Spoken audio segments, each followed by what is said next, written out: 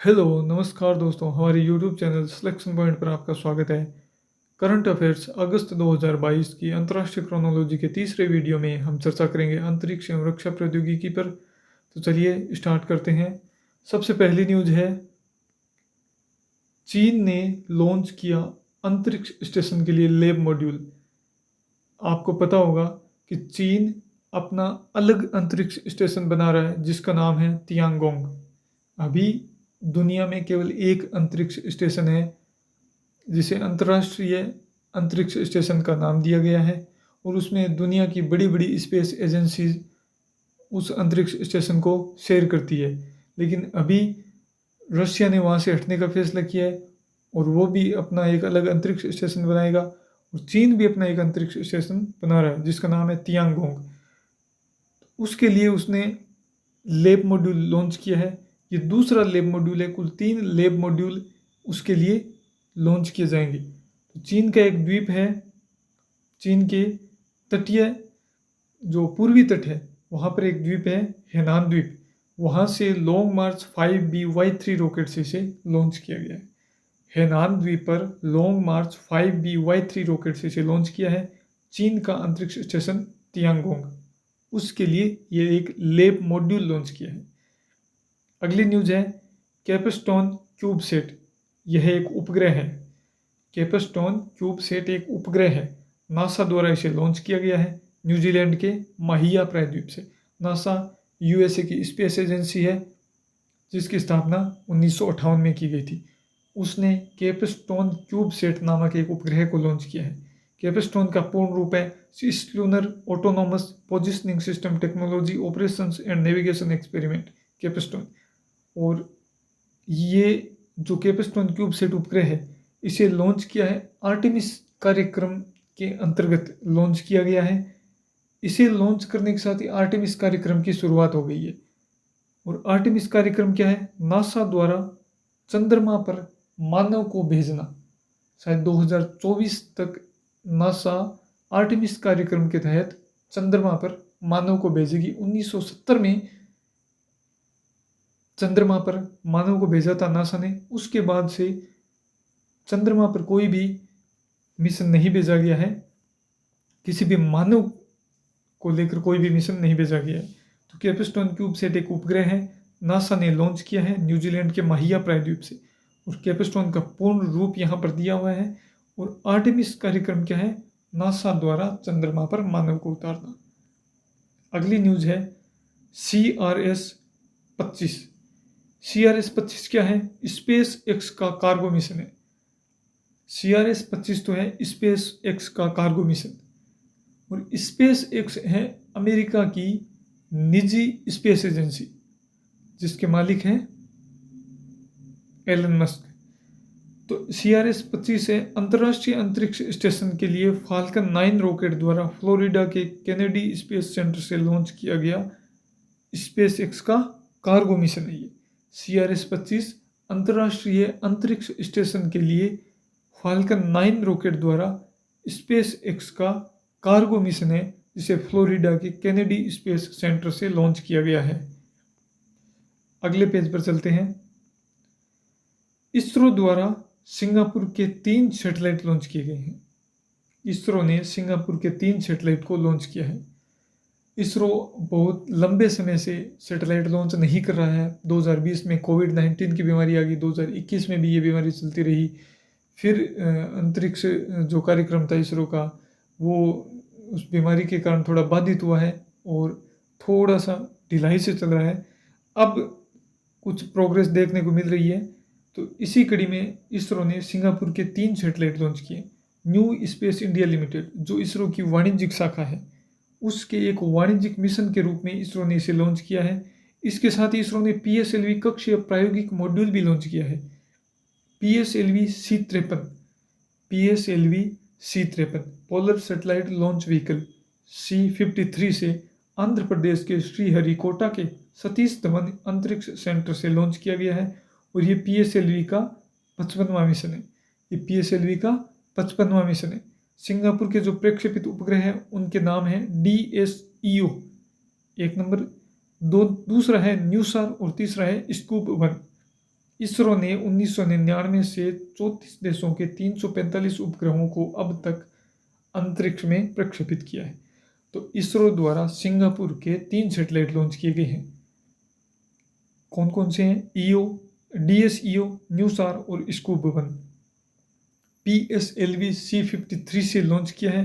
आंध्र प्रदेश के श्रीहरिकोटा के Satish Dhawan space centre से इसे लॉन्च किया गया है और यह PSLV का 55वां मिशन था। न्यू स्पेस इंडिया लिमिटेड के एक वाणिज्यिक मिशन के रूप में इसे लॉन्च किया गया है। अगली न्यूज है, भारतीय सेना को मिला स्वदेशी बख्तरबंद युद्धक वाहन। भारतीय company Tata advanced systems limited द्वारा विकसित है और इसका नाम है quick reaction fighting vehicle medium QRFV। ये भारतीय सेना को मिला स्वदेशी बख्तरबंद युद्धक वाहन है। इस पर दुश्मन की गोलियां, बम और बारूदी सुरंग का कोई असर नहीं होगा। तो ये अपने सुरक्षा बलों के लिए बहुत ही उपयोगी और महत्वपूर्ण साबित होगा। अगली न्यूज है, INS सिंधु ध्वज सेवा मुक्त हो गई है।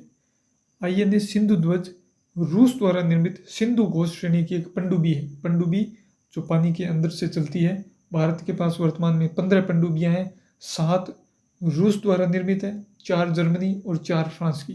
कुल 15 पनडुब्बियां हैं और 15 भारत के पास डीजल इलेक्ट्रिक पनडुब्बी है। एक भारत के पास परमाणु चालित पनडुब्बी भी है जिसका नाम है अरिहंत। परमाणु चालित पनडुब्बी सिर्फ एक ही है, अरिहंत। परमाणु चालित और डीजल इलेक्ट्रिक चालित जो पनडुब्बी होती है उसमें फ़र्क ये होता है कि परमाणु चालित पनडुब्बी लंबे समय तक पानी के अंदर रह सकती है और दुश्मन पर नज़र रख सकती है, लेकिन जो डीजल इलेक्ट्रिक पनडुब्बी होती है, सबमरीन होती है, वो लंबे समय तक नहीं रह सकती।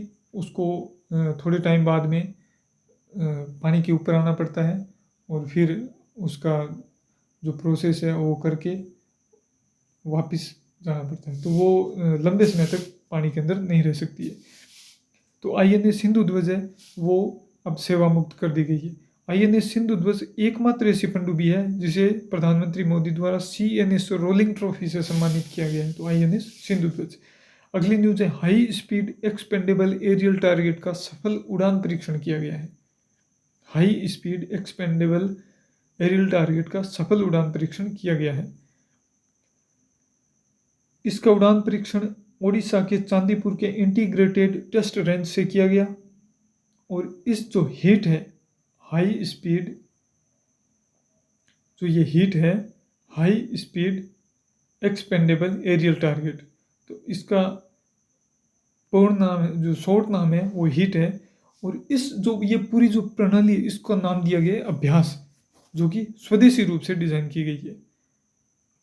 इस अभ्यास है उसको स्वदेशी रूप से डिजाइन किया गया है और इस अभ्यास का डिजाइन और विकास DRDO के वैमानिकी विकास प्रतिष्ठान द्वारा किया गया है।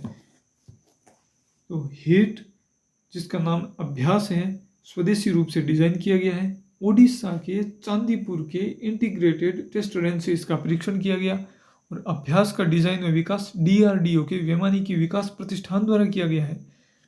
एक न्यूज और है जो ऊपर लिखी हुई है, नासा टी। ये क्या है? ये 3D प्रिंटेड रॉकेट इंजन बनाने वाली भारत की पहली फैक्ट्री है जिसका चेन्नई में उद्घाटन किया गया है। 3D प्रिंटेड रॉकेट इंजन बनाने वाली भारत की पहली फैक्ट्री जिसका चेन्नई में उद्घाटन किया गया है, नासा टी। अगली न्यूज है, DRDO ने किया पायलट रहित लड़ाकू विमान का सफल परीक्षण। ऐसा लड़ाकू विमान जो बिना पायलट के उड़ेगा, DRDO ने उसका सफल परीक्षण किया है और चित्रदुर्ग कर्नाटक से यह परीक्षण किया गया है DRDO के वैमानिकी विकास प्रतिष्ठान द्वारा। अगली न्यूज है, project 17A stealth frigate Dunagiri रक्षा मंत्री राजनाथ सिंह ने लॉन्च किया। Project 17A stealth frigate Dunagiri रक्षा मंत्री ने लॉन्च की। कोलकाता में हुगली नदी पर इसे लॉन्च किया गया है और ये निर्मित की गई है गार्डन रिच शिपबिल्डर्स लिमिटेड के द्वारा। प्रोजेक्ट 17A के Y3023 दूनागिरी युद्धपोत का नाम उत्तराखंड की एक पर्वत श्रृंखला के नाम पर रखा गया है। तो project 17A stealth frigate Dunagiri को रक्षा मंत्री ने लॉन्च किया है कोलकाता में हुगली नदी पर। रक्षा मंत्री हमारे कौन है? राजनाथ सिंह। कोलकाता में garden reach ship builders limited द्वारा ये निर्मित है। अगली न्यूज है ALH स्क्वाड्रन INS 324 नौसेना में कमीशन किया गया। ALH स्क्वाड्रन INAS 324 नौसेना में कमीशन किया गया है। के स्ट्रेल्स नाम के इस स्क्वाड्रन को डेगा विशाखापट्टनम में कमीशन किया गया। तो इस स्क्वाड्रन का नाम क्या है जो नया स्क्वाड्रन है नौसेना में जिसे कमीशन किया गया है? डेगा विशाखापट्टनम में इसे कमीशन किया गया।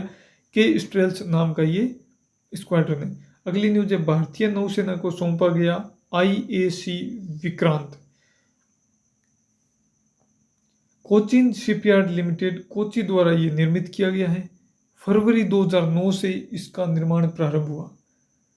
14 साल, लगभग 13-14 साल इस प्रोजेक्ट को शुरू हुए हो गए और लगभग 20,000 करोड़ रुपए इस प्रोजेक्ट की लागत है, यानी कि $2.7 बिलियन के आसपास इसकी लागत है।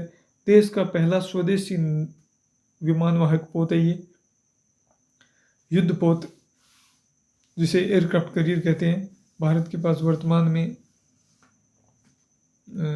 2 एयरक्राफ्ट करियर है और भारत का पहला विमानवाहक पोत विक्रांत ही था। उसी के नाम पर इसका नामकरण किया गया विक्रांत, जिसने 1971 के भारत पाक युद्ध में महत्वपूर्ण भूमिका निभाई थी। भारतीय नौसेना ने पाकिस्तान की नौसेना को रोक कर रखा था और बहुत ही महत्वपूर्ण भूमिका उस विमानवाहक पोत ने निभाई थी, जिसे हमने ब्रिटेन से लिया था और इसका डिजाइन किया गया नौसेना डिजाइन निदेशालय के द्वारा। तो भारतीय नौसेना को सौंपा गया है IAC विक्रांत। तो रिवीजन कर लेते हैं लास्ट में एक बार। चीन ने लॉन्च किया अंतरिक्ष स्टेशन के लिए लैब मॉड्यूल। कहाँ से? हेनान द्वीप से लॉन्ग मार्च 5BY3 रॉकेट से। चीन का अंतरिक्ष स्टेशन कौन सा है? तियांगोंग। अब अगली न्यूज है केपस्टोन क्यूबसेट एक उपग्रह है, नासा ने इसे लॉन्च किया। आर्टेमिस मिशन का संबंध किससे है? चंद्रमा पर मानव को उतारेगा नासा। CRS-25 SpaceX का कार्गो मिशन है। इसरो ने सिंगापुर के 3 सैटेलाइट लॉन्च किए हैं PSLV-C-53 के द्वारा और ये PSLV का 55वां मिशन था। भारतीय सेना को नया स्वदेशी बख्तरबंद युद्धक वाहन मिला है जिसका नाम है quick reaction fighting vehicle medium INA Sindhu ध्वज, जिसे रूस द्वारा निर्मित किया गया था। सिंधु घोष श्रेणी की ये पनडुब्बी है और इसे CNS रोलिंग ट्रॉफी से भी सम्मानित किया गया। ये सेवा मुक्त हो गई है। High speed expendable aerial target hit, जिसका नाम है अभ्यास। इसको ओडिशा के चांदीपुर के इंटीग्रेटेड टेस्ट रेंज से परीक्षण किया गया। और अगली न्यूज है DRDO ने पायलट रहित लड़ाकू विमान का सफल परीक्षण कहाँ से किया है? चित्रदुर्ग कर्नाटक से। Project 17A stealth frigate Dunagiri को रक्षा मंत्री ने कोलकाता में लॉन्च किया है। और ये garden reach ship builders limited Kolkata द्वारा निर्मित है। ALH स्क्वाड्रन INS 324 डेगा विशाखापट्टनम में नौसेना में कमीशन किया गया और भारतीय नौसेना को सौंपा गया पहला एयरक्राफ्ट करियर जो स्वदेश निर्मित है और कोचिन शिपयार्ड लिमिटेड कोची द्वारा निर्मित है, जिसका निर्माण कार्य फरवरी 2009 से प्रारंभ हुआ और इसकी लागत है 20,000 करोड़, जो मैंने यहाँ नहीं लिखी है, लिख देनी चाहिए थी। और इसका नाम है IAC विक्रांत। भारत का पहला विमानवाहक पोत विक्रांत था, उसी के नाम पर इसका नामकरण किया गया और इसका डिजाइन किया नौसेना डिजाइन निदेशालय के द्वारा। तो इसी के साथ अगस्त 2022 की क्रोनोलॉजी के तीसरे वीडियो में, जिसमें हमने बात की अंतरिक्ष और रक्षा प्रौद्योगिकी पर, यही समाप्त होता है। अगले वीडियो में हम आर्थिक परिदृश्य पर चर्चा करेंगे। अगर आप चैनल पर नए हैं तो हमारे चैनल सिलेक्शन पॉइंट को सब्सक्राइब करें, लाइक करें, शेयर करें। धन्यवाद।